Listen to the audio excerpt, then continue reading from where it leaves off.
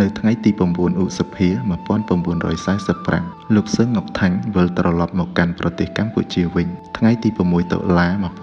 1945ស្ដេចសីហនុយល់ព្រមឲ្យបារាំងចាប់ខ្លួនលោកទៅកាន់ខេត្តពព្យានៃប្រទេសបារាំងអស់រយៈពេល6ឆ្នាំនៅថ្ងៃទី20តុលា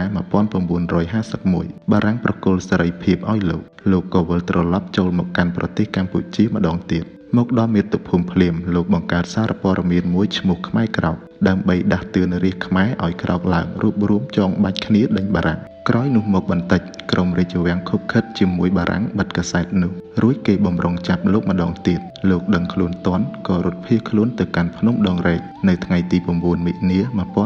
1952ចូលរួបរวมជាមួយក្រុមខ្មែរអេស្រាក់ដើម្បីវាយកំទេចដេញបារាំងទាមទារកម្ពុជាឯករាជ្យប្រទេសកម្ពុជាបានឯករាជ្យបរិបូរណ៍នៅថ្ងៃទី9វិច្ឆិកា1954លោកសឹងងុកថាញ់រៀបចំខ្លួនចូលមករួបរวมក្នុងសង្គមជាតិដែរប៉ុន្តែស្ដេចសីហនុជឿអមីអថោងជំទាស់មិនទទួលលោកញញឹមដែរចាក់ចេញពីកម្ពុជាទុកឲ្យអស់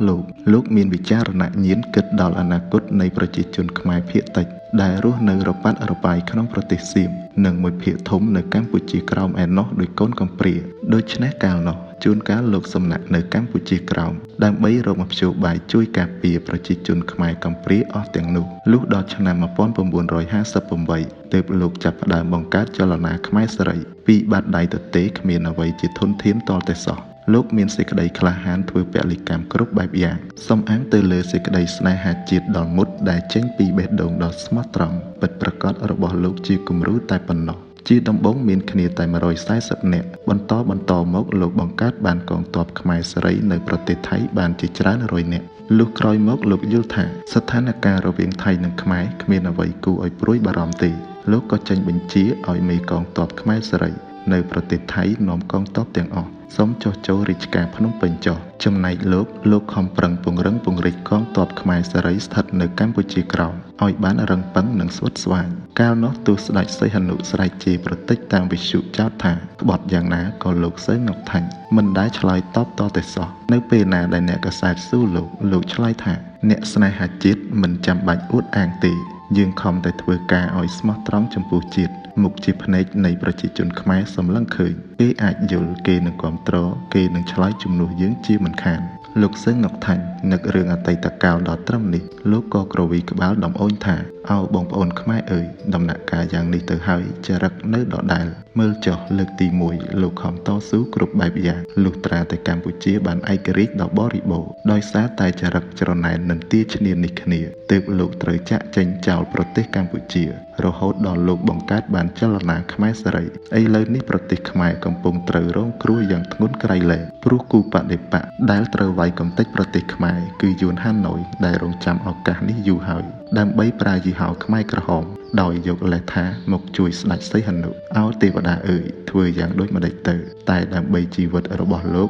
ត្រូវតែចាក់ចេញពីប្រទេសកម្ពុជាម្ដងទៀតជាដាច់ខាតព្រឹកស្អែកលោកសឹងងុកថាញ់ក៏ចូលទៅជួបលោកសេនាប្រមុខលន់ នល់សូមលាឈប់ចេញពីមុខតំណែងនាយករដ្ឋមន្ត្រីទី1លោកបន្សល់កងទ័ពខ្មែរសេរីទាំងអស់ចំនួន 30000 នាក់ដែលលោកខំតស៊ូខំបង្កើតយ៉ាងលំបាកទុកឲ្យនៅជួយប្រទេសខ្មែរលោកសូមផ្ដាំនិងបញ្យល់លោកសេនាប្រមុខថាកងទ័ពខ្មែរសេរីមានសតិសម្បញ្ញៈស្នេហាជាតិពិតៗគឺតាំងពីកកើតឡើងស្ម័គ្រចិត្តបម្រើជាតិមិនដែលទាមទារប្រាក់ខែមិនពុករលួយទេមានសាមគ្គីយ៉ាងរមួតក្រុមនេះដូចសត្វខ្លាប៉ុន្តែមិនដែលស្គាល់ឬស៊ីសាច់ទេត្រូវប្រយ័ត្នកុំបង្គាប់ឲ្យខ្លានេះស៊ីសាច់ជាពិសេសលោកធំជាមេបញ្ជាការត្រូវមានយុត្តិធម៌ត្រូវស្គាល់តម្លៃក្រុមនេះព្រោះក្រុមនេះមានរឹកពីឆ្មៅមិនចេះលន់ក្រាបមិនចេះអែបអបមិនចេះបញ្ចើច